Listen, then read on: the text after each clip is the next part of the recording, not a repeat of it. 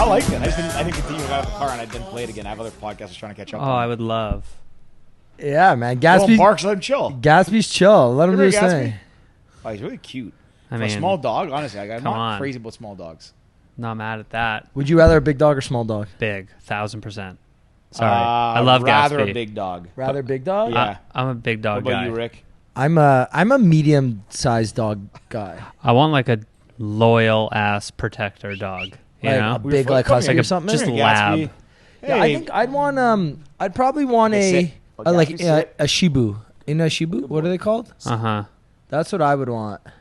Yeah. I feel like that'd be a fun dog to have. Like you could run with it. You can also like chill with it. This is our first dog on an episode ever. This is too small for me. Gatsby, honestly, I said this already, but this is for a small dog, very cute. And like small cute. dogs can look kind of like Gnarled. ratty or gnarly or whatever. Like No, his face is cute as shit. Very nice dog. He looks like the Land Before Time dog. You know, just chill that was here. a good one. The Wow, dragon that's dog. a throwback. Doesn't he look like his face? He's got the you're vibe. Right. So cute. You know what I do love? Wiener dogs. I saw one at the park the other day. They're just so funny. I actually will agree with that. Like I always thought they were like odd, and I've seen them more lately. I feel like they're popular, and I've seen them. They're kind of cute. But apparently they don't have long lives. No, They don't because when you're like look at them. organs are fucking stretched out for that long. Do you have a dog? No, but I have a 23-year-old turtle. What? Actually? That is random. Yeah, Why? that I got for my 5th birthday. And like you still have it with you. He's still alive. Like is it big, small? He's like that.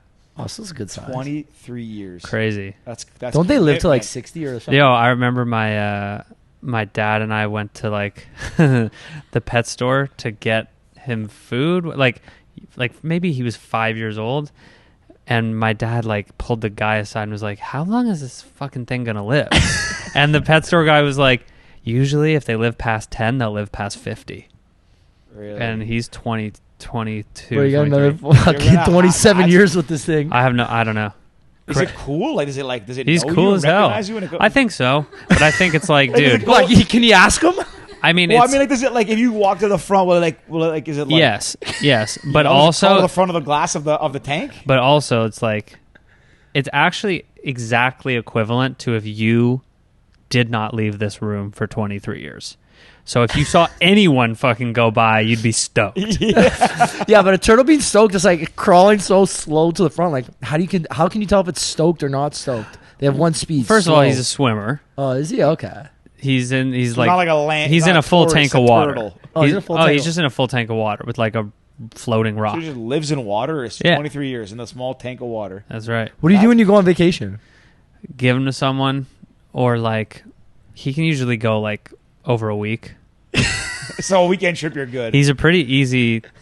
He's an easy cat. Have you ever gotten bored having him? Like, why do I need this? Or like, are you just like, No, my but guy? I will be. Wait, what's his name? His name him? is girl, boy.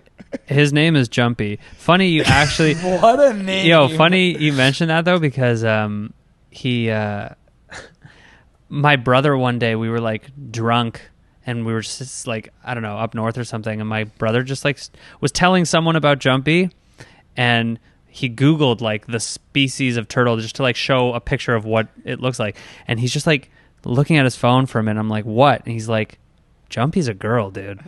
I'm like, what? And anyway, so we've been raising Jumpy however they want to identify. You know, so Jumpy is whatever they're most comfortable as, but we support them without question. Bro, you should get a male turtle in there and a female turtle in there. See what happens. I've read that. I think they'll just kill each other. Is that Maybe true? that'll be Or like- will they try to reproduce? I don't think so. You ever seen videos Jumpy- of turtles trying to like Fuck. make those noises? They're Oh, it's so funny. Those are turtles who've been around other turtles.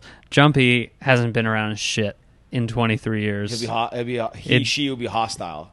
It's something. She, It would him, be whatever it we could be prefer, gnarly. whatever. My you remember my cousins in Italy? Yes. They have like I think 6 or 7 turtles, but they're like actually decent size. Like they're almost The like ones at the restaurant? yeah, in the back of the restaurant near the pool. They Why have don't we like go see those?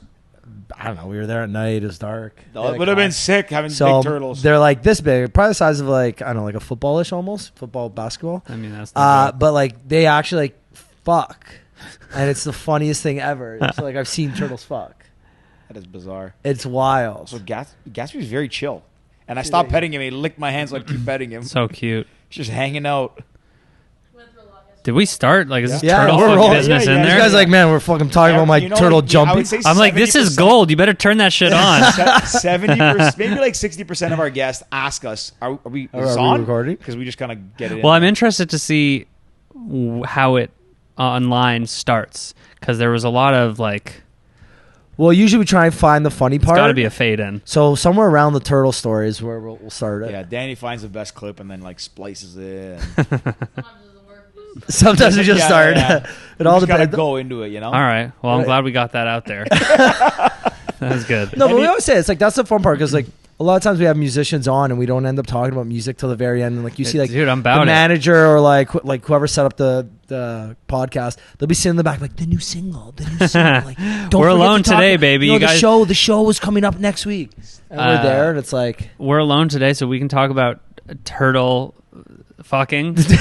turtle he she's all we want. No problem. No. Obviously, we're gonna talk to music, and you have the new album or EP coming out. Yeah. Have a new EP coming out in like the next couple months. Yeah. So that's exciting. Super exciting. I'm like really in deep on it right now. I was actually just up north for a week, like just took the week to really like dive deep into the music, and I had like such a wild roller coaster of ups and downs throughout the week, which I think is probably healthy as an artist, but like it surprised me. Like the first 3 days of working on this stuff, I was like, this shit is unreal. And then like the next 3 days, I was like, what are we doing? Like, what am I doing with my whole life? And that's kind of how I left up north. And then I played this festival over this last weekend. I came back today and I listened to what we did at the cottage, and I was like, okay, no, it's pretty hot. Yeah. It's pretty hot. But I'm just like, that's just so artisty of me. And it was kind of rare. Like I had a real low while I was up there, which was like interesting. I don't know. I don't really have a point other than to just say like, that is that it low happened. because like personal life or low because like the music? I don't know. I mean, we were also like subtly drunk the entire time. Yeah, that's usually what happens. At the Just college. like, you know, we were working and we were making great shit, and the whole time you're just like, you know, you're just sipping on a vodka soda like from 10 a.m. onwards while you're in the studio making stuff, because it's just like beautiful, naturey, and it's just the vibe. But I don't know, like for a minute there I got in my own head, but we got out of it, and I'm happy with the music. Don't take this like personally. I'm just curious. Was it like this? My girlfriend and I kind of have this like expression for it when you kind of get in your head and second guess yourself. We call it loser syndrome, when you kind of like start overthinking, like, wow, I don't deserve any of this, or I'm not this good, or whatever. Like everyone kind of goes through it at some point. Sure. Would you like? Is that how you would quantify it, or was it like the booze kind of just making you? Like, no, look, I don't think it was actually the booze. I think, and I don't think it was like I don't deserve stuff either. I think it was more so just like, you know, every new project has weight to it, right? You always want your next thing to be your best thing. So I think there's like a part, you know, at every project there's like a phase of just like some doubt of like, is this the best thing I've ever done? Because if it's not, then like we got a problem. And you know, like as things get more serious, or like, you know, labels or whoever gets involved, like deadlines become a thing, and that's been a challenging part of the game for me, right? It's like, because if you start to have those doubts, it doesn't really matter if the shit's due in 2 weeks, and that has been like a bit stressful, but anyway, we got it together. We're back on track. I'm pretty confident and happy with how it's going. There's some songs I'm really excited about. You know what's funny? You mentioned that you were just casually drinking the whole time. Like for you, drinking while you're producing or making music, that's work for you. George, also, you drink when you like do work late at night. Yeah, I never understood like that kind of concept. Let it be known. Let me clear You're not my, alcoholic. let me clear my name here. The only reason I said it, it's like we went up to Muskoka, and it was just like we were taking a little time to just like kick back, make the record, because we, you know, like when we're in the city, it's like I'm in the studio for a couple hours a day, then I'll go do something like this, then I got to go play a show, then I got to like, listen to something, then I got to go write for another artist. So it's like busy, busy, busy. And with deadlines and stuff coming up for the music, I needed to take like some just serious making the music time. And so we went up north and then we had a couple drinkies. It's not, I'm not tossing them back every day. Yeah, no. Same thing. Yeah, I know. Like what Ricky is alluding to is, if I, like, not during working hours, but let's say I have a project I'm working on or something I just want to dive into and I just need to kind of like focus and block everything out, like I'll pour a glass of wine or I'll have a beer and then make a Negroni or a scotch and I'll sit on my couch, put my laptop like on a pillow and on my lap and just fire away. And I haven't done it in a while.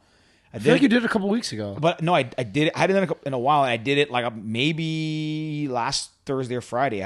We're putting a new system in at work and like some stuff, whatever. So I'm managing it. So I just I started had sushi for dinner. I had a little bit of sake, and I'm like, you know what? I'm kind of in the mood to work right now. So I kind of just sat on my computer. It was like 7:00. I didn't check my phone for like 3 hours, and I looked at it. Couple glasses later, I'm like, holy shit, it's 10:00, and I got almost all the stuff I need. And the bottle of sake's done. How's the quality of work? Terrific, honestly. Well, there you go. If I'm being humbly honest. Yeah, no, I believe it. No, George, humbly honest? But no, it's not like, listen, it's not, I'm not doing, long division algebra and solving, building Neuralink, but I'm just doing, it's just kind of not tedious work, but it's like data entry, that kind of stuff, or just kind of being a little bit creative.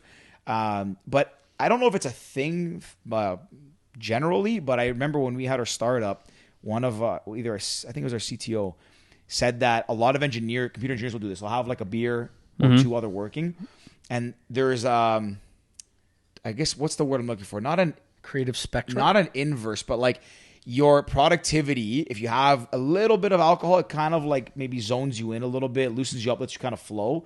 But at a certain point, you hit that inflection, and if you have too many, boom, you're fucked. Goes downhill, goes the opposite way. So well, maybe that was just that was what happened to me in that one moment where I was just like, maybe I just had too much and got a bit sad about it all. That happens, right? Like you kind of get to the point where because I'll work and I'm like, okay, I'm good, and then I'm getting a little bit. I'm trying to type and I'm like, oh, these words aren't making as much sense, and then I'm like, I gotta put this laptop away because it goes off. Sure. But I think it's, at least for me, I think it's a thing.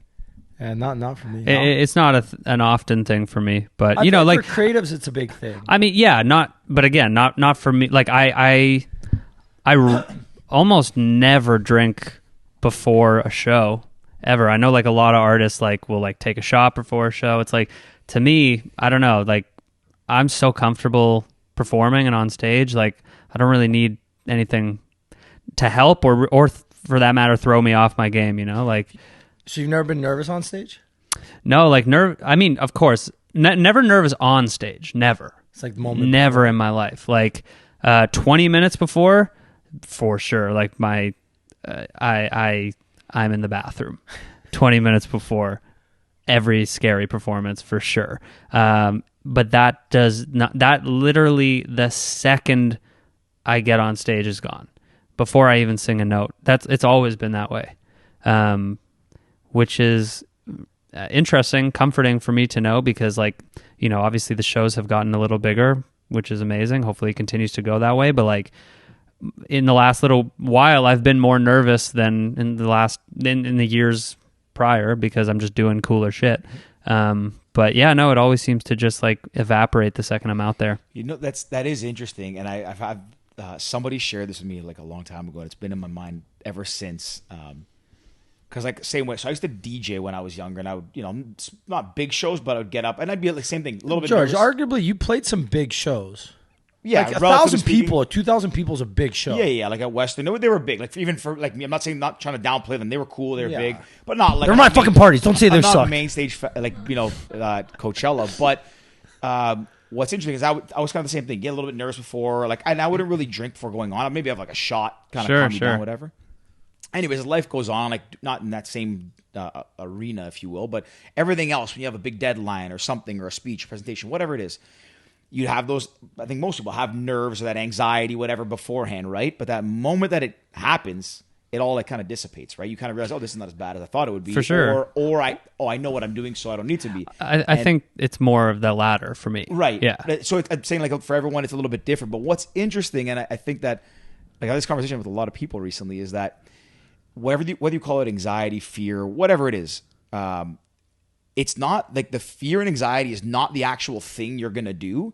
It's your mind's perception of that, like, of it, kind of the imminent, the build up to it, right? So the actual, like, I just find that really interesting, because if you, like, I've had this with this project that I'm working on, coincidentally, that I'm like pushing, that I was working on, that I was drinking. Our company, like, I'm pushing it really fast, and people that are, on our team are like, you gotta slow down, like, we're gonna hit this roadblock here and this roadblock here, and you need a plan. I'm like, no, we don't. Like, why do we need a plan?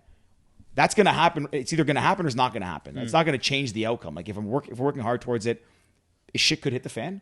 But why stress about it now? Sure. Why not just wait till the moment and worry about it? So, like, why not just forget about all that build up to that moment? Yeah. Kind of be a little naive, be a little oblivious, and you kind of won't have those nerves, I guess. That's what I'm trying to get at. Yeah. It's interesting, though. For me, it's literally like clockwork. Like, I actually find I'm not thinking. I'm like, I physically feel it in my stomach, and I'm like, shitting myself before every show. It's weird. Like, I'm not even like actively thinking about the show or nervous about it. If it's like my body just knows, which is just hilarious. It's funny you say that. When I was a kid, before every hockey game, right before like when the Zamboni was on, so you're fully ready, coach is speaking. Here it comes. I always had the feeling I had to pee. Oh, always. And like when I was a kid, I would literally undress my upper body so I can go and try and pee, and nothing would come out. And I'm like, I don't have to fucking pee. I'm just nervous. That's some like. And then I'd like quickly get everything back on, skate on the ice last minute. Some like psychological Pavlov. Yeah, I was shit. a kid, right? Yeah. But that's also again, like, even like the gut feeling you get, that feeling you get. In theory, like, it's your body knowing it, but there's something there's something that triggers it in your mind that makes you think. Naturally, everything. I think this is me guessing at this, but I think everything starts from like the mind and dissipates outwards. Oh, for sure. So I mean, it's still something that capacity. I'm not trying to be scientific and tell you guys how to like get rid of nerves. No. I find it very interesting that like it's also happens to a lot of people. It's also it's frequency, like, and practice, like, Habit. It's habit. Like, when I was on tour, the first 3 shows I had that feeling. By the end of tour, like, I didn't have that feeling at all. Yeah. And that was just like because I was just doing it every single night, where it's like now, if I'm not playing a show every night, and then it's like, oh, go play the Junos. It's like, okay, well, hope there's a bathroom nearby 20 minutes before, because that's where I'll be, I want to stay on that tour topic, but I want to ask you each, when was the last time you got really nervous, and why, and what did you do to stop the nerves? Well, my non-fun answer is just that, like, when I played, I think I played Budweiser stage. I opened up for Walk Off the Earth. I was nervous. I mean, I just had that feeling. But again, the second I walked on, it went away. So that's not a very fun answer to that question. Sure. But I'll continue to think about it. George, you? The only one that I can really think of is the first when we first raised outside capital for Cast. I think that first presentation, which was weird because we pitched to my dad, my brother, and Bobby, which I know them, and I know they've heard me talk about it for 2 years. And we went over this presentation, I don't know how many times, and I was still nervous standing in front of them, like, just pitching to them. And I knew they were not going to, well, more or less, they weren't going to say no to us, but I was, like, I could feel myself. Your dad just gutted you? I mean, sorry, George, shit idea. You might. But, yeah, I remember being super nervous and, like, talking kind of quick. And I can always catch myself when I'm nervous. I talk fast all the time, but I can tell when I'm hyper speed fast. What I did after was realize, like, as I was going on, I'm like, why am I, like, overthinking this? Why am I, rushing through it? Like, I know this is like something that we built. Like, I don't need to be nervous. And it kind of dissipated. And then the rest of the presentations were all super, super, super easy, except for one. There was one afterwards, I remember, and you probably remember. I called you after, and I said this one I felt like I was nervous for. Yeah, but anyways, that was me. How about you? You know what? I'd probably say when we saw Jordan Huitema. The last time I was like kind of nervous. When you were at the training? Yeah, so we did a podcast with TFC, and I don't get nervous often, right? Like, sometimes I'm like, hey, what's the worst that happens? Like, someone says no to you, or someone tells you to fuck off, or you look stupid and nobody remembers this in a week. Like, who cares? Sure. So we're at TFC podcast doing this, and Jordan Huitema was there for Team Canada Soccer. I'm like, I know who she is. Like one of like my dream guests to have here, right? Like cool. we don't have many like women on the pod, and like anytime you get a woman that's doing something like super cool, like I love that. Like Penny Alexiak's still like my favorite fucking guest for sure. So I was like, I look at George, I'm like, George, that's Jordan Heitzman. I have no idea who that is either. And he has no idea, right? Like he's not like big into that. So I big into what? Into women's soccer. You're big into women's soccer? I know. I can name like women. I can name like 5 people on the team. But hold on, which 5 can you name? If you have to rate them on a scale of like their abilities? No.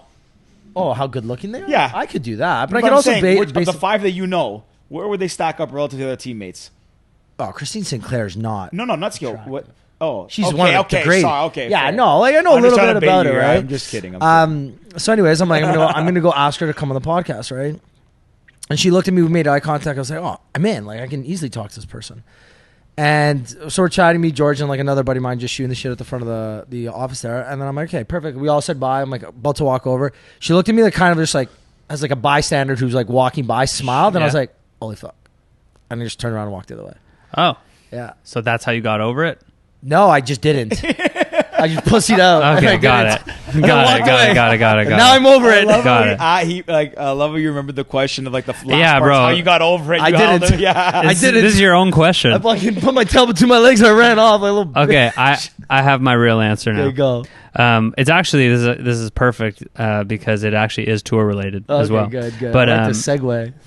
That's why you brought me in, right? Yeah, exactly.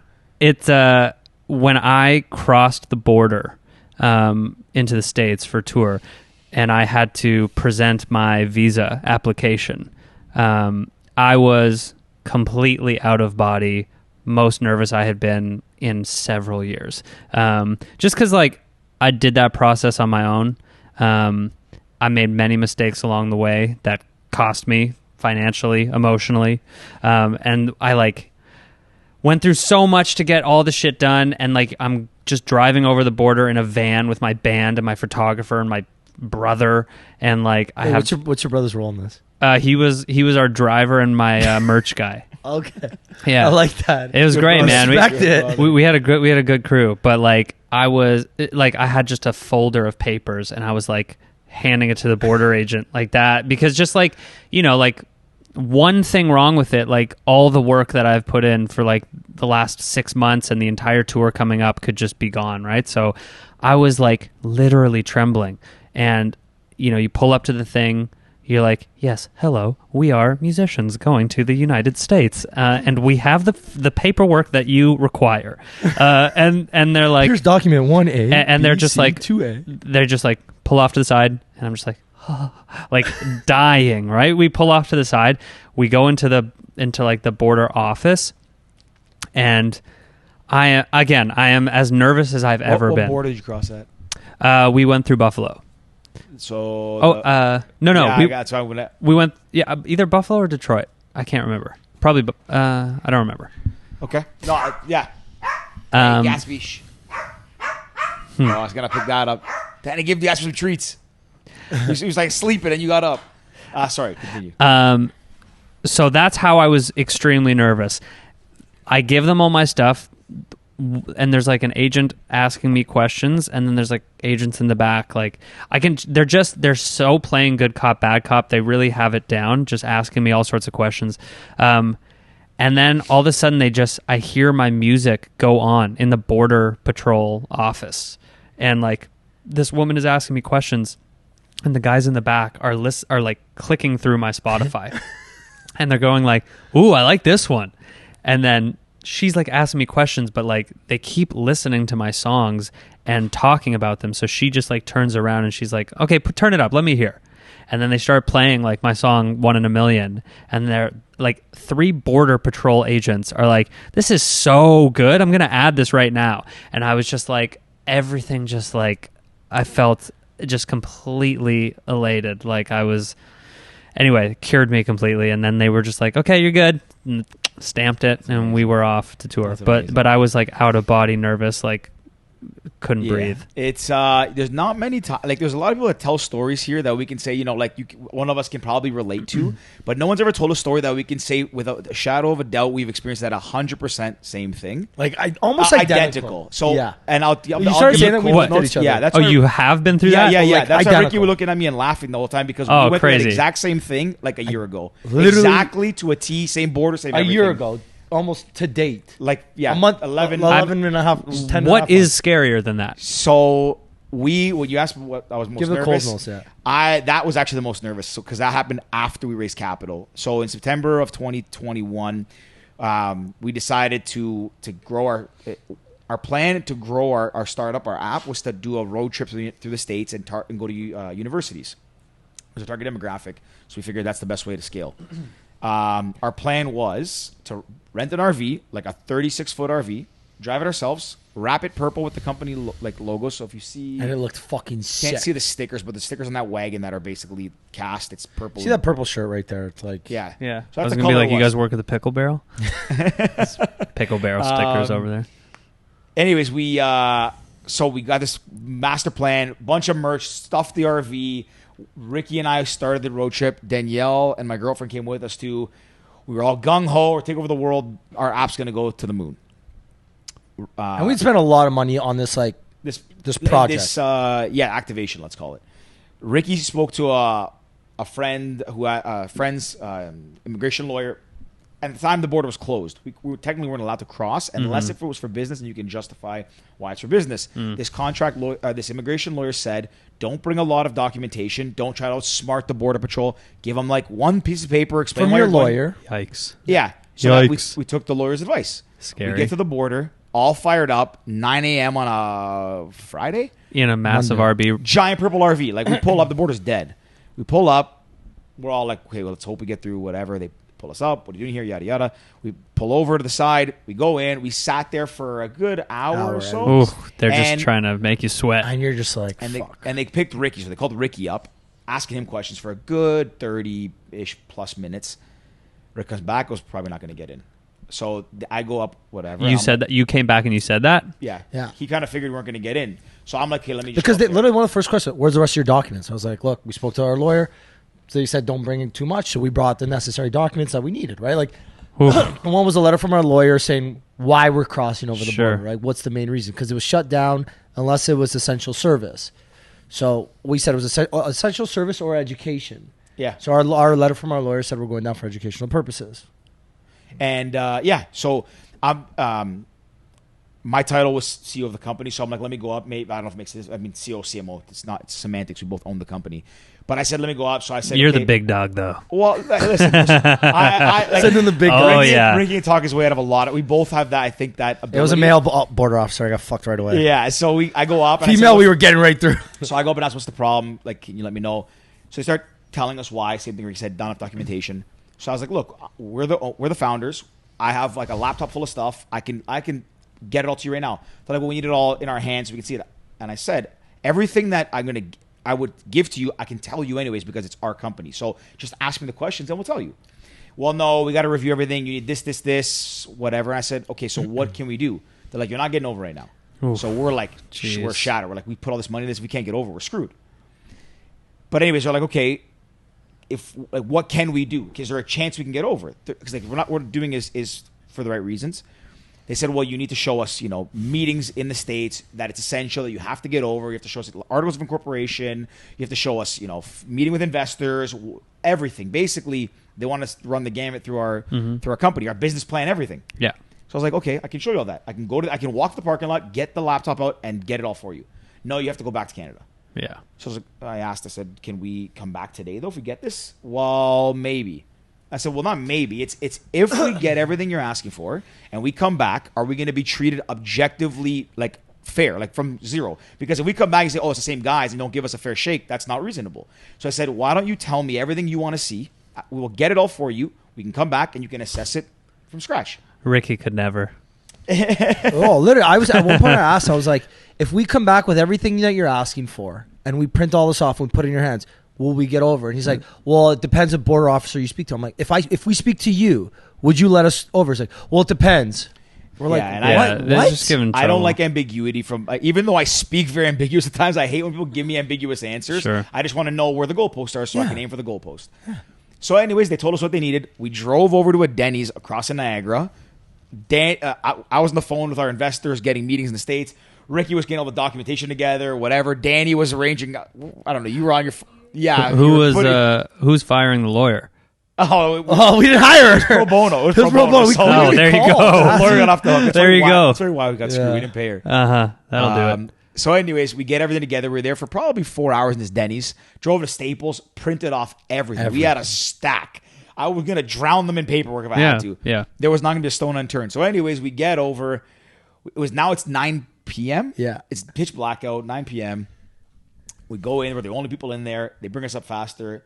And they saw us right away. Like, weren't you guys here earlier? Yeah, like, the guy. But you're hard to miss. The guy at the gate goes, "You were here earlier." I said, "Yeah." He goes, "Why are you back?" I said, "Well, they told us X, Y, and Z, so we're back for a fair assessment."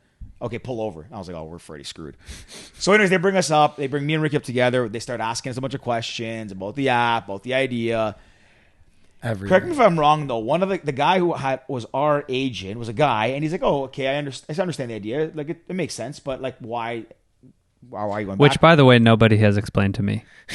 So the app was a social. I should have said that. It's a cast of a social voting app. What we're trying to do is just bring more transparency, honesty, data to the users' hands. So kind of like Twitter polls on steroids. Sure. So the users get all the data and information, and they can kind of formulate their own opinions. Okay, you guys are brilliant. Move. So, anyways, we went through that. We thought we were. We thought we were. We went through that whole process. They give us they're like, okay, you know what? Like, it seems like okay. I think we're all right. Let's give me 1 second. Like, how much merch do you have? And originally we had 10 grand. 10 grand worth of merchandise. And they were trying to say the first time they said the merchandise was fine. We shouldn't have brought it, but it was fine. Now they're saying, well, the merch is kind of high. I'm like, listen, you guys didn't give us a hard time about that. Now you're trying to move the chains on us. Like, come on. I said, we'll burn half the shirts. We literally said, we'll throw it out here. We're not getting stopped. If I said, if you're letting us over with the documentation is correct, we will leave the stuff here. We don't care. Just take it. Mm-hmm. So anyways, like, you know what? You're fine. Go. So nice. Just for next time, remember. Ran to the RV. Wow.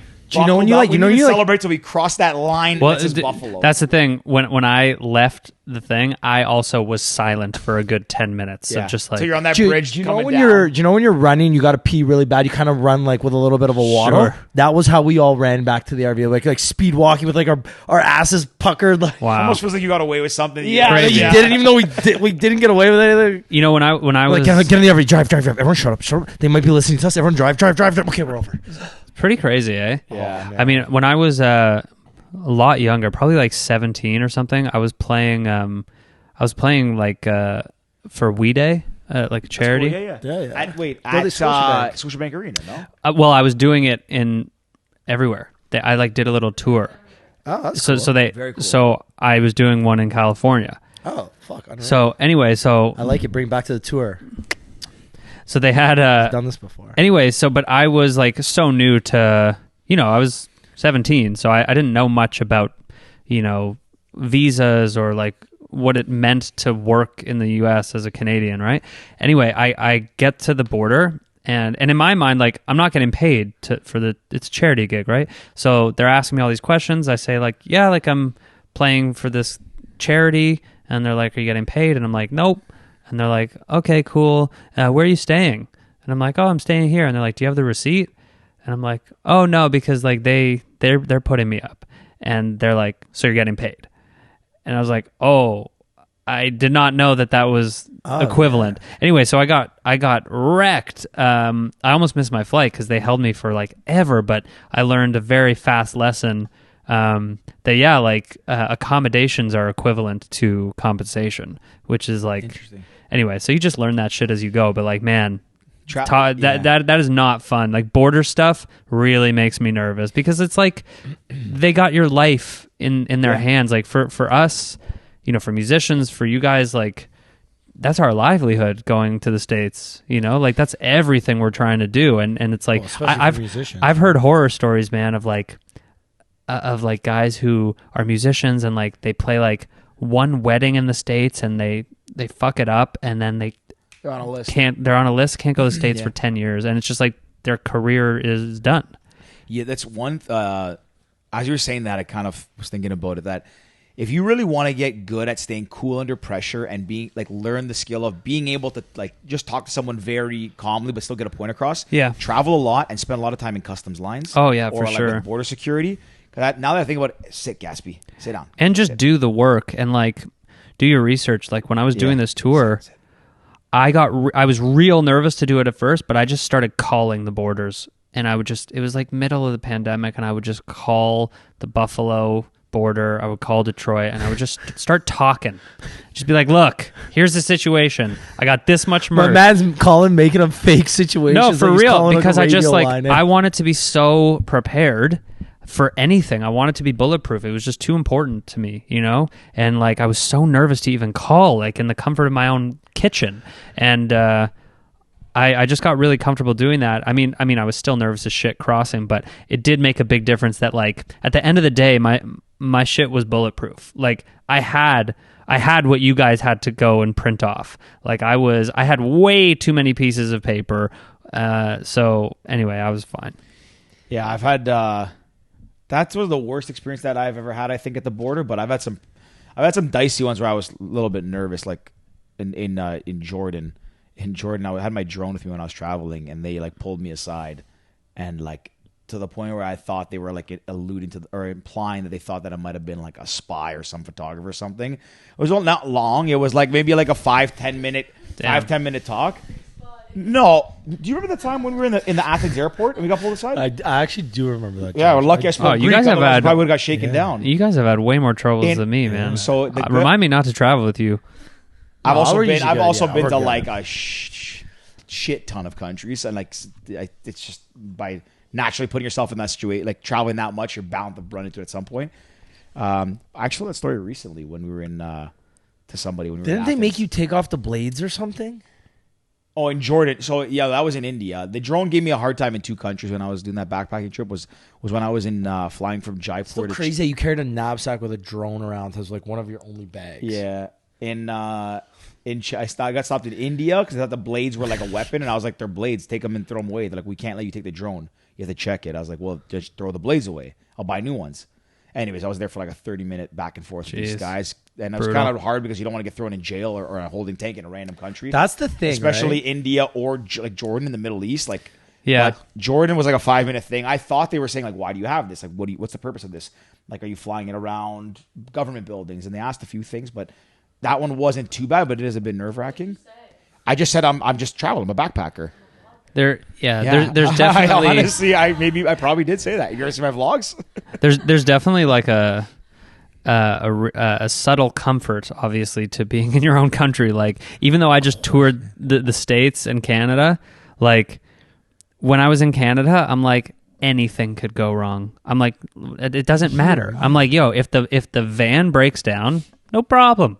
Like I'm in Canada. I'll figure it out. And like if when for whatever reason I don't even will pull over and stop and put like flares on the ground. I don't know. I just like even though it was just like New York, I was just like if shit goes wrong, like I'm dead. I don't know. Bro, like it's just there was a feeling, you know. We broke our RV in Too Much Purple. A3. What's the school? UConn. Boston. In Boston. We Boston University. We literally fucked this RV. Like bad. Like doing what? Make a long story short, we driving. We had a good day. We have the canopy open. It was like pouring this day. So we just had like the best day we've ever had, like in terms of downloads. We're all fired up. Everyone's like, "Hey, let's get the fuck out of here. It's raining. Let's go eat." We get in the car. I look at George. He gets in, closes the door, and I just started driving. Well, the canopy's still fucking open. The canopy's 6 feet, 8 feet out. Oh my god! We take down a fucking street sign. This is on like downtown, like Boston, like near, like right outside the university. Picture like Ryerson. I went to school in Boston. Yeah, like you get it. Yeah. And we just take down the street sign. We hear it. We're like, fuck. And we try and like roll it back up, and this thing's still clearly hanging out. But like Boston streets aren't big, so like, it's tough to even drive because like all the trees and shit. And you're not exactly camouflaged. No, and we can't fucking call anybody because we're in fucking Boston. That's what I'm saying. There's just like you're out there, bro. I got a hold of one. It was 6 p.m. and every mechanic shop was closing, and I got a hold of one that was in Southie, and I've seen the town many times. So I was like, Rick, this guy said he'll take us. We got to pay cash and we got to pay up front. I was like, do we go to South Boston? Like, that's where I hear people get murdered. We don't have a choice. So, like, that's what I mean. I was like, but we don't have a choice. But luckily, we just slept on it. The next day, we figured everything's going to open. But we did not just sleep on it, though. In Toronto, the worst area is what? Like, you can, I mean, I don't want to, Jane and Finch, people stereotype, whatever. But if someone said, go to Jane and Finch with their broken RV at 10 o'clock at night, I'd be like, yeah, no problem. If there's a mechanic there, he'll fix it. But, like, Boston, Southie, I'm like, I'm going to get killed. You don't know anything, I know. right? I will say, though, how nice is Boston? Oh, I love Boston. I love Boston. I've been once as a kid, and now I was hoping to have a great time, the four of us. But we blew an RV awning off, so. Have you ever been to Neptune's? No. Neptune? I think it's called Neptune's. Neptune or Neptune's, one of the two. In Boston, it's like probably one of my favorite restaurants. Oh, no, I haven't. I mean, I was like such a kid when I was in Boston. Okay. I went to school there. High school or university? No, university. I went to Berkeley College of Music. Ooh, very cool. Fancy. Ooh, very cool. And then I just went, like, I was there for 2 years, and then I just went back on this tour for the first time in a long time. So we, like, went to campus and saw it and looked around. It was nice. Yeah. Okay, we've talked about this tour a lot without actually talking about it. So well, maybe it's too much. Maybe we just get off it. Where'd you go? Like, give us the fucking rundown. Like, best part about it, worst part. Like, sure. Give us the broken RV story. Sure. Well, the worst part about it was planning it. That's fair. Because don't you have people that do that for you, or like, are you not as many as I'd like? Okay, that's fair. Not as many as I'd like, to be honest. Like, I was lacking some key players in that department. You know, I have brother couldn't do this. The brother couldn't do it. He offered merch, to. He got the merch and he's the drivers. He did a lot, but that was not his area. Funnily enough, I tasked him with like one or two things, and that was like the day when we had a fucking 16-hour drive and like no one slept and we were sleeping. Anyway, but no, he's a good guy. Shout out. What's his name? Daniel. Shout out Daniel. We had a blast though, and to his credit, he sold a fuckload of merch. Okay. I remember we I think we were in like Detroit or something. It was like one of our earlier shows, and like the show ended, everyone was out, we were like packing up, and he's like standing at the merch table and he has his hands on his hips, and I'm like, what's up? He's just like, the rush of the sale. He was locked in. He was on top of the world. He's making a couple hoodie sales, Jesse Gold hoodie sales.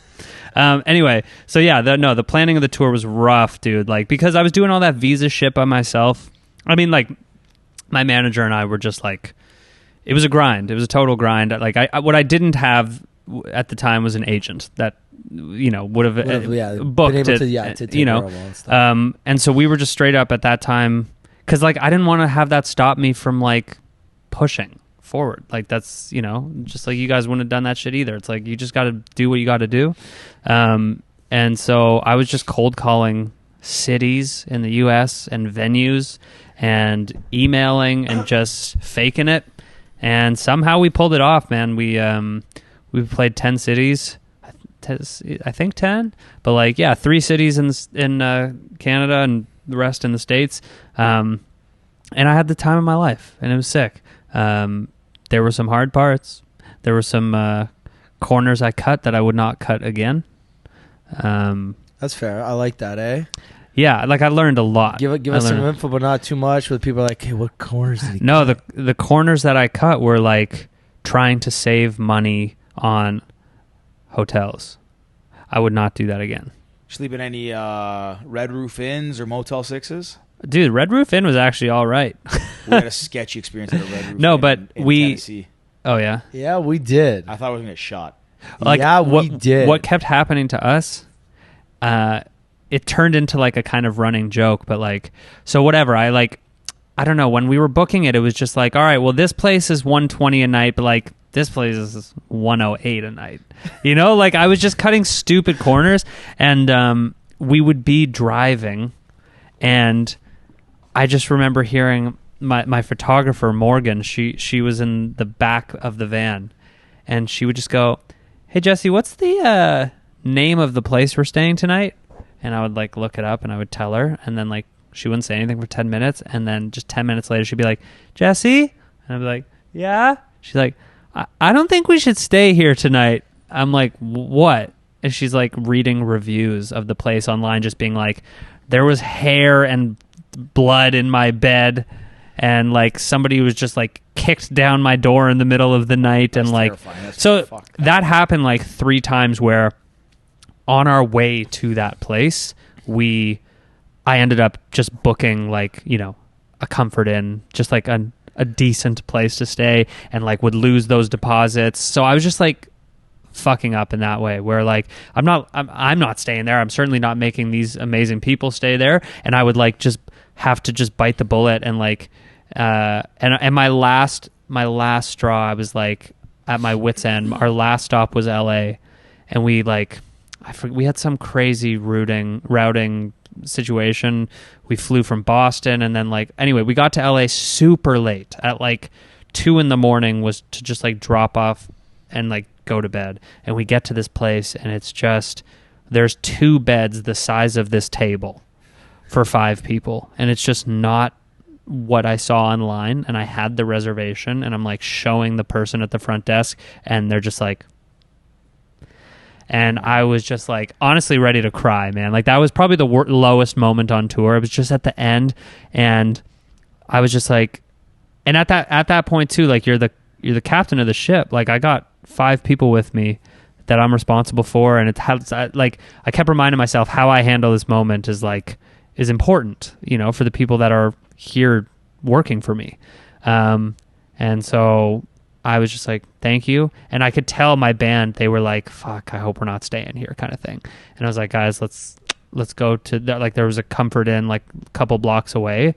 And I lost the money on that other place. I booked us a room for like 4 days at this Comfort Inn, which like cost like it wasn't something to sneeze at, like especially at the end of this tour that like was self-funded, you know. But I could just see the relief on everybody's faces and on mine too. And so those were some low moments, you know, like it was hard to try and cut those corners. It really, you need morale to be high, you know, and if it's at the price of my wallet, it's worth it.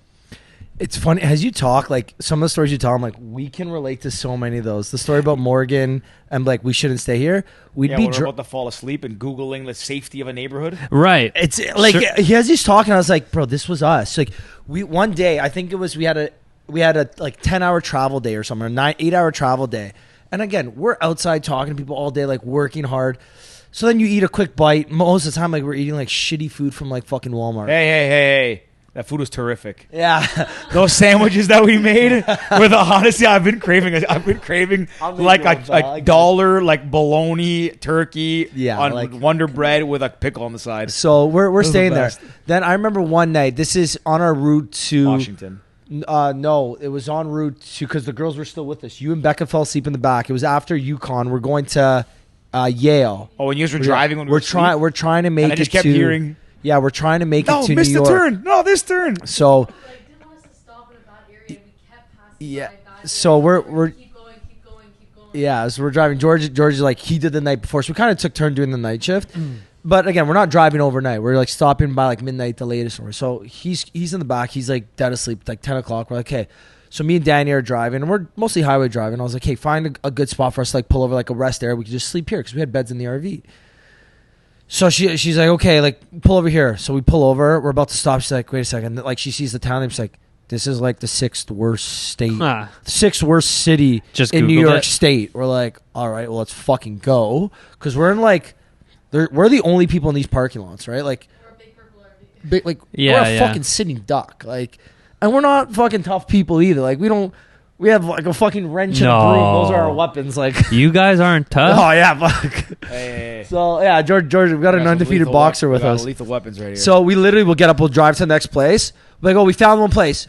Oh, we missed a turn. And like, you never want to turn backwards when you're driving, right? Because like the next stop's 10 miles, and you got to backtrack. So like, hey, find the next closest one.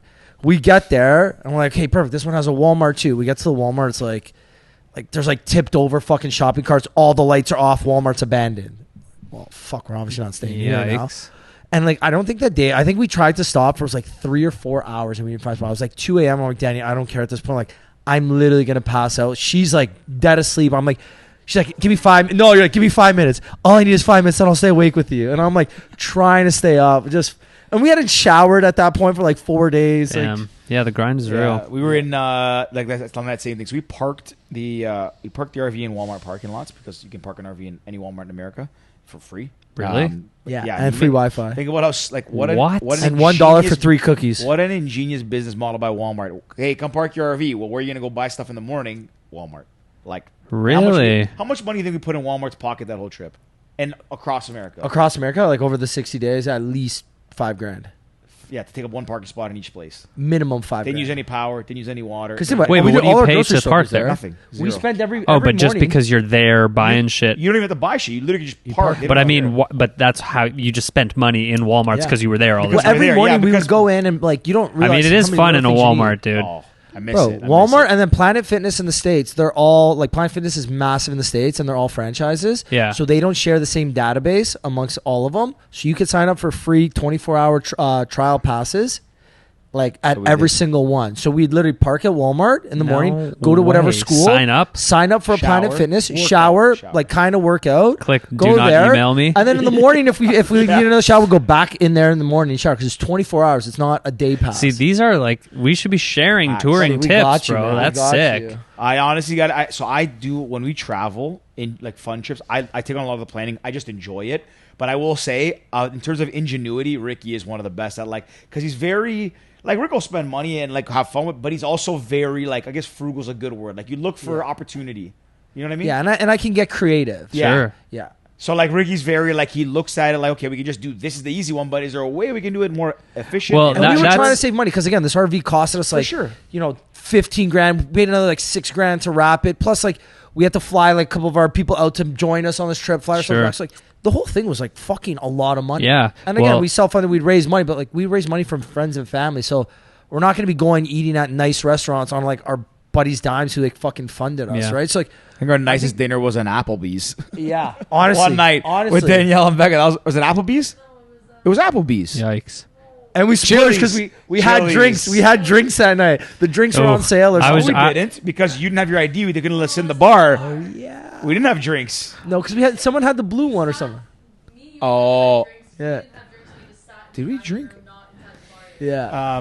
I actually stormed out of a Chili's 3 days ago. There's Chili's here? No, I was in the States. Oh yeah, you were in Washington. Yeah. Wait, why?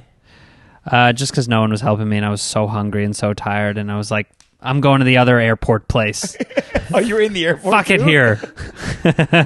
Anyway, that's my Chili's story. But it sounds like you'd be a good tour manager, dude. Bro, no, absolutely not. I don't know, like the stuff you're describing of just like I probably would actually. How can we just do this? You know, you playing good trips.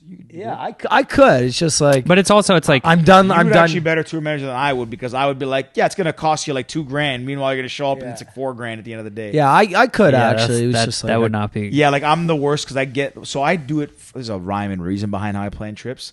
Like when I plan, like I lose a lot of points, stuff like that to keep my costs low. But when I know that I got to convince a friend to come somewhere, and I know that like the budget is going to be an issue, I kind of round the number down because like what a good friend, man. It's like easier. Like 15 never to forget this when you're trying to get your way in life. It's easier to ask for forgiveness than permission for the most part. Not in inappropriate ways, but I'm saying like trying to get someone to like go on vacation. Pardon me. No, Greece I budgeted accurately because I don't need people getting mad at me when we're in Greece. The thing is, like, our friends now it's like George, like the trip's gonna be like 1,500. We're like, okay, it's like 2,500. Right. She's like, oh, he's talking American, even though we're going to Montreal. Yeah. Wait, I mean, 1,500 American. We're like, why would you consider the American? Well, because the American dollar is really high right now. That's why I use that dollar. We're like, what? Yeah, you're making a joke. I'm not that stupid. No, obviously, I understand what you're saying. But yeah, we had so your tour stories. We share a lot of similarities on that. Yeah, no, I hear that. But the thing is too is like we were in a similar. I guess I don't want to say you're in the grind of the weeds, but like you're trying to get out there and do self-started, self-funded, all that stuff. So yeah, it's very similar. When we had our startup, we did the same thing, and we honestly, I don't think we've ever experienced that in our things. We were pretty far along in our careers. We left what we were doing for the most part. And like pursued this startup, and we had to we had to change our mindset. It couldn't be like, oh yeah, you've been traveling this way for so long and staying at these hotels. It's we have to save every penny here and make it go as far as possible for sure. Succeed. And then you have currency exchanges. Yeah. Like, everything's in the U.S. dollar. And the thing is too, it's like there's that old saying like don't don't step over the $5 bill to pick up the penny or something. Yeah. You guys know that expression? Yeah. Well, that's exactly what I was doing for the hotel. And there's times where it's like you look at a hotel. Oh, that hotel's $20 cheap. We say okay, but then you're gonna waste $10 more in gas driving there, and everyone's gonna be and fucking you lose miserable. 20 minutes. Okay, well that 20 minutes and that $10, you're not really saving fucking anything. And the morale is so low. there's so many times like we were like for the most part, I think we were fairly good. Oh, for sure. We were definitely very. Yeah, I think I give you a lot of credit for that, which also it helped me change how I look at things and when I start to plan stuff and think about you need to buy the ketchup that's craft. Or buy the we went fucking value brand on everything. To kind of really hammer this like, point as to why he could be a tour manager. Rick, he set a budget too when we went into Walmart. It was arbitrary, but he said if it's more than $1 or not on sale, we're not buying it. Can't and buy we actually upheld that more rule than for the $1. most part. So we weren't buying like Michelina's frozen dinners. We were buying the value brand. The value brand, like beef bourguignon that was literally looked like a bottom of a shoe sole, and that's what we ate. Oh my god! We made it ramen gourmet. noodles that were if there was one that was. Well, let me ask you this: Did those savings? Did you feel like they helped you? Yeah, it got us. I mean, even with the stomach aches. Oh, I was okay actually. My stomach's not bad. I actually enjoyed the food. Honestly, I can't. So. Also, I like nice things in life. Like I've worked hard and like to be able to enjoy certain luxuries, but I'll also eat. Like I can eat anything. Yeah. So I can eat like a very expensive steak at a nice steakhouse, or I'll eat Mr. Noodles for like a week straight and I'll be fine. Yeah. Well, Mr. Noodles are delicious. They are. But after that trip, the only thing I think we ever bought that like wasn't on sale were like pickles or something. Yeah, pickles. Like specialty pickles or something. Hold on, we did buy value brand always, but there's one brand of pickles that we there was spent. those jalapeno pickles or something. Vlasic Tabasco pickle spears. Yeah, that was the only thing. Delicious. And the problem is I'd be outnumbered. They'd be like, "Okay, Ricky, we need these. They're not on sale." Yeah. I'd be like, "Fine, guys, we can switch." Yeah, but but that's a big tour manager call for morale. You get your team the spicy pickles. Maybe I'm a tour manager. Maybe that's what I'm calling. saying. You got to make those tough calls, and it's like I can't do sound check though. Why? I have zero musical talent. Like zero. I'm tone deaf. Like. That's not the job of a tour manager. But how am I supposed to know if like things sound good? No, that's not your job. You have to get them there. Oh, okay, I can do that. You take care of the talent. Yeah. Yeah, I can do that. You travel. Ideally, you have your own engineer, and that's what that person does. You could have been a tour manager. Yeah, dude. You just got to get people. Stuck with it. I could have been yours, dummy. I remember we always used to joke about that. What was the band?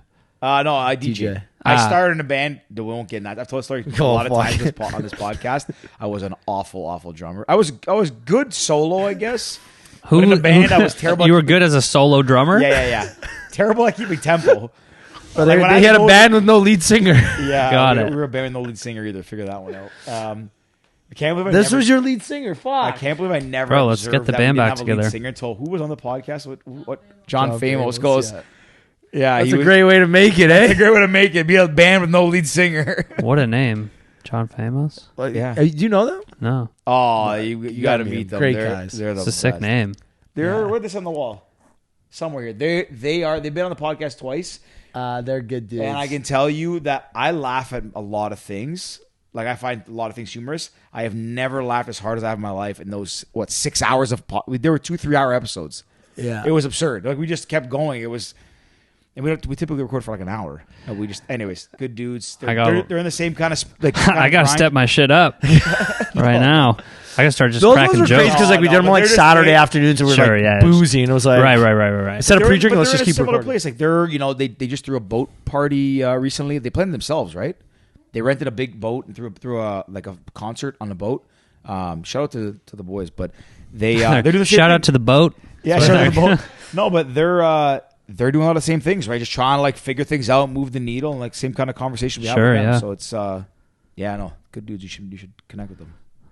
So what would we talked about the lows, obviously the many lows, the highs. What's that moment you look back and you're like, all this fucking hotel bullshit, all these long nights. Yeah, look, this is what made it worth it. All the lows were just logistical lows, right? It's and just travel. It's like the second you're on stage, it's like the time of your life. You remember why you do it and you forget all the bad shit.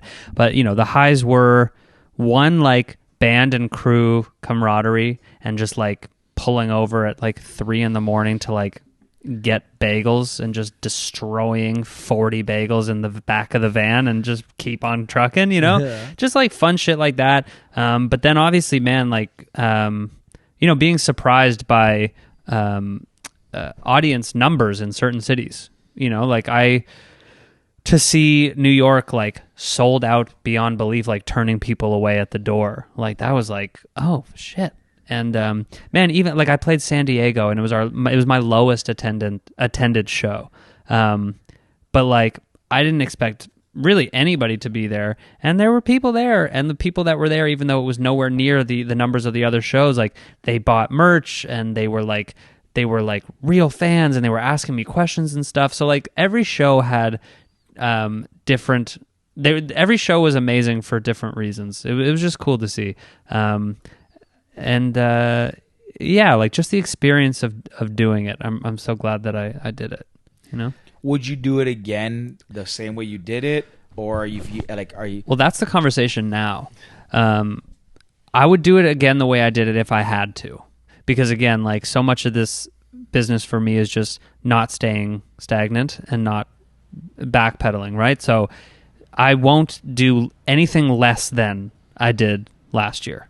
Makes sense. Yeah, but when I look at like that investment, financially and effort wise, for what I got out of it, what it was amazing. But I think right now it doesn't make sense to do the exact same thing. I'll tell you why. Because at the very end of that tour, 10-city tour, which was a success, no question about it, I got home back to Toronto, and like a day later, this artist, Adam Melcher, great singer-songwriter, asked me to open for him in Toronto. And I literally was just like, the band was super hot because we just finished this tour. They were free, and I was like, yeah, of course, we'll do it. We just tacked on one more date to the tour, and it was at Velvet, sold out. And that show... Velvet's a nice venue too. Super nice. Yeah. And that show was like 30 times more beneficial than any show of the tour for me, because the tour for me was like too, right? I viewed my tour as like fan maintenance.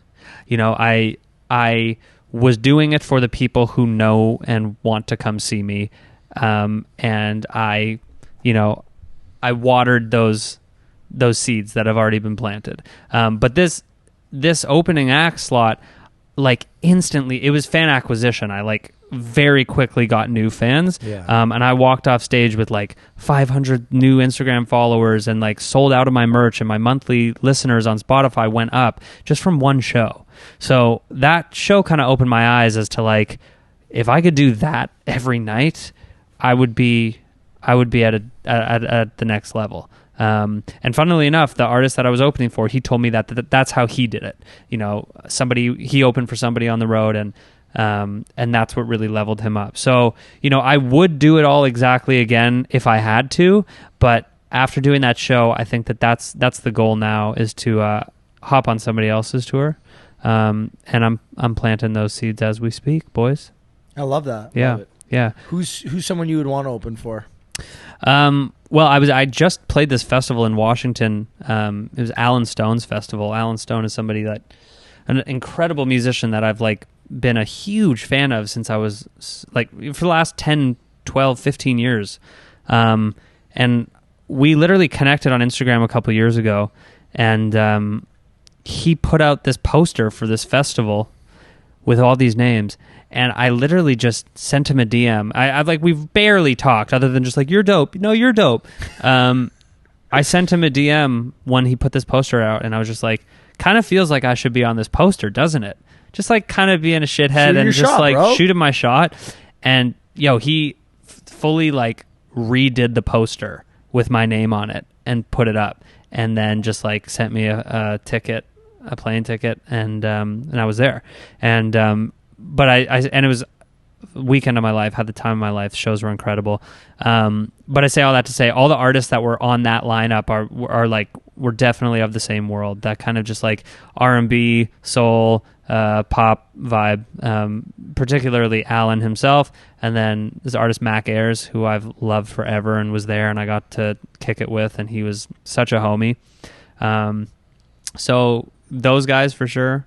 But I'm a big fan, Canadian-wise, like of this artist Looney, Dylan Sinclair, Savannah Ray. Like these are the guys now that I'm really like kind of looking up to in this scene. This kind of like Canadian amazing R&B sound. So yeah, guys like that. I have so many influences, but I think that those would be the artists of like opening up for that would make a lot of sense. So I planted some seeds this weekend in Washington. So fingers crossed. Hopefully by the time like this shit comes out, or even a couple weeks later, like you go to my Instagram and I'm on a poster for something. So we're working hard. We're working hard on it. Yeah, put that into the ether, into the universe. Let it happen, right? That's what we're doing. That's it. Every day. That's amazing. I wanted to ask. I've been like meaning to ask from the beginning. Who's on your pants? Oh boy, I think that it's Jimmy. No, it's a UK. Like I think it's either like The Clash or like. Gonna have to cut this part. Now I'm an asshole. No, I thought maybe. Sorry, I just thought maybe that you like. Way to call him out, George. No, I don't know. I thought maybe you got purposely because like you liked who is on them. I don't know. No, it's so funny. I was a singer on each leg. It's so funny. I went to the store too. Shout out U3 official. They're like, that's where I get all my clothes. U3. They're like this shop on Ossington, and they just have the sickest shit. I don't shop anywhere else. Sick. Give me free stuff. Anyway, I got these. I love these pants so much. I got them there, and I asked them at the store. I was like, "Yo, who is that?" And they're like, "Oh, it's nobody. A little British band. I don't think it's anyone famous." And then I remember I saw this photo online, and I forget who it is now. But at the time, I'm like, "Oh, you mean that's like the most famous like British grunge band ever?" Like I forget who it is. Someone massive that I'm stupid for forgetting. Okay, fair. But anyway, I messaged U3 and I was like, "Remember that little band on those pants you were selling?" Like, you talk to these U3 people? You go that often? Oh yeah, no, U3 actually like straight up styles me for stuff. They're amazing. I love them dearly. You look cool. Well, give it up for them, but thanks. No, I wish Nike would fucking style me. I just go into the store and buy everything. Damn, you look good, bro. I mean, I'm wearing I'm actually like not wearing a smorgasbord of stuff today. Like usually I'm on like I don't think I'm very stylish, but I'm very meticulous with like what I wear. I mean, you're gorgeous. Thank you, I appreciate it. Yeah, dude. I love that. I like what you have going, where it's just like, man, tattoos are just your style. It doesn't really fucking matter what you wear. I'm trying to get on that tip too. I look bad today, so. Norman, if you look bad. I got similar work on these legs, but I don't. Ricky always likes to show them off. I don't roll my jeans. If I were him too, to show off the ankle tattoos I have. If I were you, I would. I actually got a story about Nike on the topic of clothing. So I wear. My closet is pretty. Like I have a bunch of different things, but for the most part, I would consider my closet to be like a uniform. It's easy to. Like pretty much dark colors, earth colors. I can pick stuff quickly. Blacks, grays. Yeah. And I only wear one real pair of like athletic shorts. Mm-hmm. And they're the Nike 5 or 7 inch inseam, but the Nike black running shorts. Pretty much, they have liner inside them, the brief boxer liners. Standard Nike short. I have like 7 pairs of them. And I went and bought one recently. There was a new one, I guess. The guy at the store told me, "Oh, this is the new one. It's the Nike Move to Zero, so it's like recycled material. Same short. You're good." I usually try stuff on, even though I kind of know what size I am. Try them on. But this time he's like, "Don't worry. If you fit in this, you're going to fit in that." So I buy it, pull the tags off, put them on for a run, and they are the most like uncomfortable things I've worn. I don't know what they did. I don't know if I got fatter or the size changed, but they did not fit well in the nether regions. So... Not the nethers. Whatever. But then I didn't have the receipt either. So, stupid me, I can't keep these, but I felt bad going back. Anyways, I was like, well, whatever, I'll take a chance. Go to the Nike store. I'm like, hey, look, took the tag off, don't have the receipt. I realized this looks kind of sketchy, but I promise you I bought these here. They are like the liner's defective or something. They don't fit. The guy advised me, whatever. Can you do anything for me? Can I just exchange them? And the girl's like, well, I can't really help you. I was like, really? Like, I'm like, I buy literally all my athletic wear is Nike. I don't wear any other brand, maybe a bit of Lululemon, but Nike. I'm like, please, like I don't want to exchange them. They're a waste of money otherwise. She's like, hey, when did you buy them? I'll try to find the receipt. She can't find the receipt. She's like, I can't help you. There's also no tag on it. Like, the white tag that shows how to wash it, the size of that stuff. It wasn't on there. And I was like, I didn't pull it off because I have it on my other ones. I'm like, I didn't take it off. She's like, well, we can't resell it, so then we can't give you a refund. I was like, well, if it doesn't have a tag, it means you sold it to me. So why do I get the short end of the stick? Well, you don't have the receipt or the tags, and there's no white tags, so we can't resell it. I was like, but there was no white tag ever. So technically now you sold me faulty shorts. So can I just switch them? She would not budge. Like she stood her ground, and I was like, wow, like this is poor customer service at Nike. I might have to change my. So she told me though, she goes, this is a franchise location. If it was a non-corporate owned, she goes, if it was regular Nike, we take it back, but I can't do that here. I was like, okay, I guess it's not your fault. So what'd you do? So anyways, we leave. I'm with Becca. She goes, did you tell her the full amount of the purchase? Because you couldn't find my receipt. And I was like, no, I paid half with gift card, half with this, whatever. So I go back. I was like, hey, wait a second. I gave you the wrong amount. That's why you couldn't find the receipt. You said if I had the receipt, you would take them, even though there's no tag. She goes, well, I don't know if I can. And I was like, you literally just said that. You said if I could bring the receipt This is giving back, me Border Patrol flashbacks, no, bro. honestly, that's what it was like. She goes, all over for a pair of $50 shorts. $100 shorts. What? $80, $85 plus tax. For that package, dude, you got to keep them snug. I have 7 pairs, but my first pair that I bought I still have it. I've had it for like 4 years. I probably run like 1,000 kilometers in them. They're the best shorts ever. Wow. Shout out Nike. Shout out, honestly. It depends how the story goes. So before we give any shout outs. She pulls she keeps looking for it. She prints something off, looking at it. I was like, did you find it? My man's been there for like an hour at this point. No, it was like, yeah, it's 15, 20 minutes. So anyways, she pulls the receipt. She goes, what else did you buy? I said, I bought 2 pairs of running socks, these black ones and white ones. She goes, all right. She goes, you can go change. You can pick something for about $80, and I'll take it back. I was like, okay, thank you. I really appreciate that. Anyways, I actually got shorts that are kind of like those, a little different. Good for Europe vibe. I didn't buy the same ones because I guess they were fucked up. But moral of the story is Nike redeemed themselves, and I'm not ditching them as my Nike. Not ditching them as my brand of choice. But it was very, very close. I was actually shocked. I'm like, guys, these shorts, like, burn them. You guys make billions of dollars. Who cares? Just burn them. It was the one at Sherway. Wow, I didn't know. I got to give a shout out to the person. I shop at outlet stores and outlet stores only. But I shop at the Nike outlet store and have the best service, and I get the best stuff. I love outlet stores. I honestly, I was thrifting. I thrift everything. I thrifted this today. It's brand new. Yeah, I was going to say, that's fresh. Yeah, I like U3 and thrift. That's what that probably was? There was no tag. They returned it, took it back. No guy ever wore it. That's the one you got. Yeah, it's from Nike. Yeah. That thing is, like, that's the short. My condition of my shorts was, like, I wore them for, like, a minute. I put them on. They were uncomfortable. I brought them back. Like, we can't take them. We can't sell them. I was like, what? They're brand new. Anyways. Huh. Yeah, anyways, I wanted to share that story because I was actually going to, like, really be really appalled with it. I did. For time. Long? Yeah, we're wrapping it up, eh? Sorry. No, it's okay. No, it's okay. Well, maybe I'll tell this story now so that if it's we can't handle my boring Nike story. So you gotta we can cut it if it's no good. But I did scam the Gap. Big time. Gap, eh? Okay, let's hear this. Hit us with how you scam the Gap. First of all, I get that. That's where I get my like running stuff for like workout clothes. They got good shit. I don't know. I like. Sorry, I actually heard Old Navy has decent athletic apparel for like next to nothing. Uniqlo. Yeah, whatever. They're all the same. Yeah, fair enough. Anyway, I bought.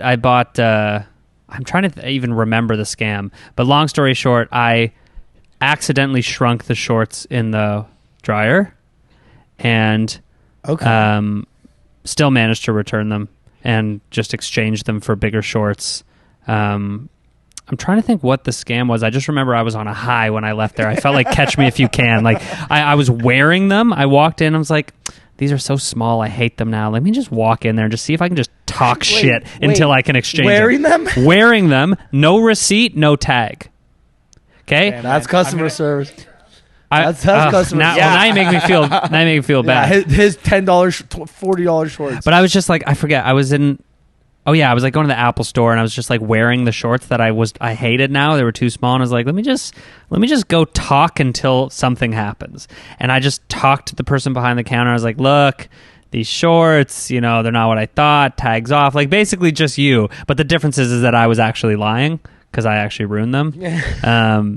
Anyway, You can just talk your way into shit. So that's also one of the reasons why I was so adamant that I needed to kind of get this win and like actually not win, but just like make sure that I got like justice was served with these shorts, because recently we were in New York for a bachelor party, and I won't tell the whole story. It's very long, but basically we were at a restaurant.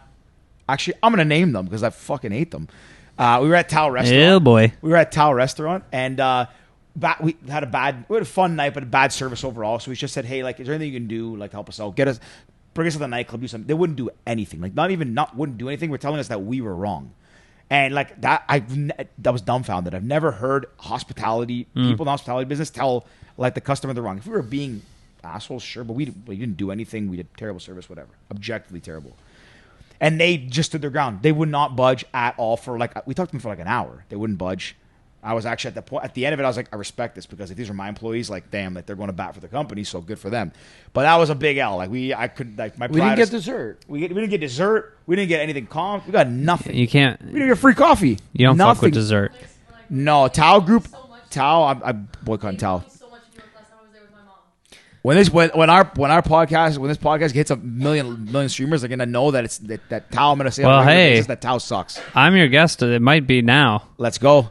If this goes to 1 million and everyone hears about Tao and they boycott it, I'll be the happiest man in the world. I will say, I don't want to be responsible for that.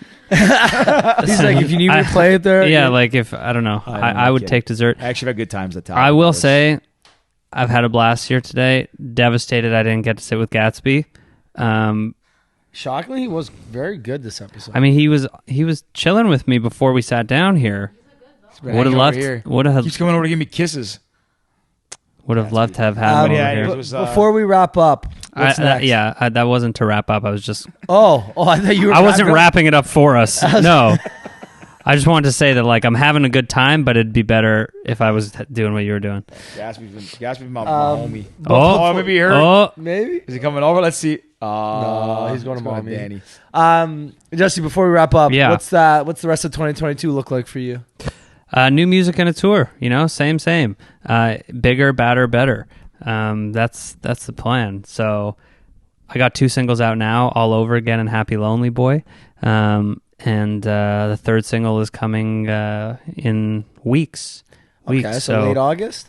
Early maybe. September? Yeah, something like that. Haven't dropped a date yet, but I'm pretty excited about it. And the full EP will come out later, and there is, I mean, I've never said this anywhere, but there's a feature on the project, which I'm pretty stoked about. Yeah, so there's a little new information. Pals Podcast exclusive. Wow, that is a... Bro. Pals Podcast exclusive. Oh boy. So that's the plan, and hopefully get on the road with someone or by myself, and just keep pushing the boulder up the mountain. All right. Yeah. Love that. Yeah. Well, Jesse, man, thanks for coming on. Guys, thanks so much for having me. If people want to find out more about you, your music, where can they go? How can they find you? My handle for everything is at Jesse Gold Music, JESSEGOLD Music. And Spotify, Apple, Tidal, wherever you get your music, Jesse Gold.